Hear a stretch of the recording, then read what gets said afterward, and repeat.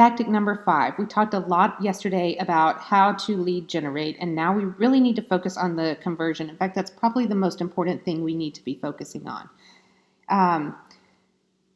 When we lead generate, we oftentimes think about the activity that we're doing instead of the end result. So there's a neat part in the book about a fisherman who likes to joke with his friends when they say, oh, I like to go fishing. He says, really? Well, I like to go catching. And I think that's good. If we can make that little mental shift that that's what we're actually trying to do is get the leads, not just conversate with them. So there's some ways that we go through, and I'll show you here a little picture of a funnel and then connecting and getting to the table. Converting begins with capturing them, getting enough information that we're able to make contact with these people, and then engage in meaningful contact.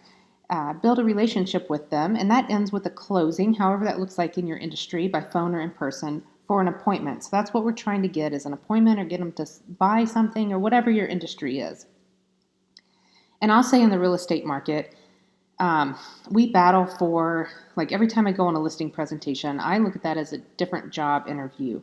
And my competitive battle is almost always single-handedly won just by getting the appointment before someone else does, because a lot of people won't do multiple interviews or do a lot of research. There are a few that will, but and then the number one challenge we face after we encounter that lead opportunity is not making that winning presentation or that winning interview. It's actually just getting that appointment. So I love the part of the book where Gary says that he first got into real estate. He thought all the world needed was an honest servant heart, information providing, will do whatever it takes, no matter how long it takes. You want it, you got it, real estate agent. That's what he became, and it was the right thing to do. But then he had thought that was a narrow way of thinking, and it almost caused him to go broke. Along with his commitment to serve others, he realized that he was required to do something too. He actually had to close transactions, and in order to do that, he had to, first and foremost, find out who those people were that needed his service and that would allow him to contact them. So I feel the same thing, that I am a hardworking, knowledgeable agent, but we also have to put food on our tables, whatever industry. So don't forget that during this time of loving on our neighbors and finding ways that we can help out. So here's a script that's just very straightforward.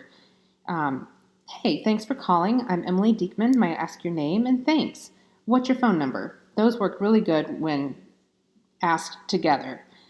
Here's another thing that Gary said. If you're in the industry that carries around business cards, he doesn't carry around his business card. If someone asks him for his business card, he'll say, oh, I'm sorry, I don't have one with me, but can I have your name and address, and I'll be sure to get you one. And remember that we're in the capture business.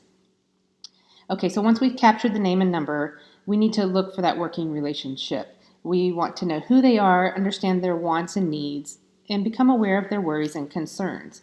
So we want to generate trust and build confidence in them. We don't want to tell and sell our way to success. The fundamental philosophy is connecting with people, and they don't care how much we know until they know how much we care. You know that saying.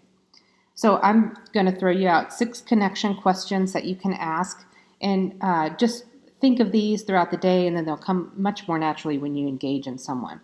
Okay, and the closing portion of this is once you've gotten the name and contact information and you've successfully connected with them, then asking them to meet is the natural thing to do. In fact, people actually are waiting for this and want this. So here's the thing is some people will say no.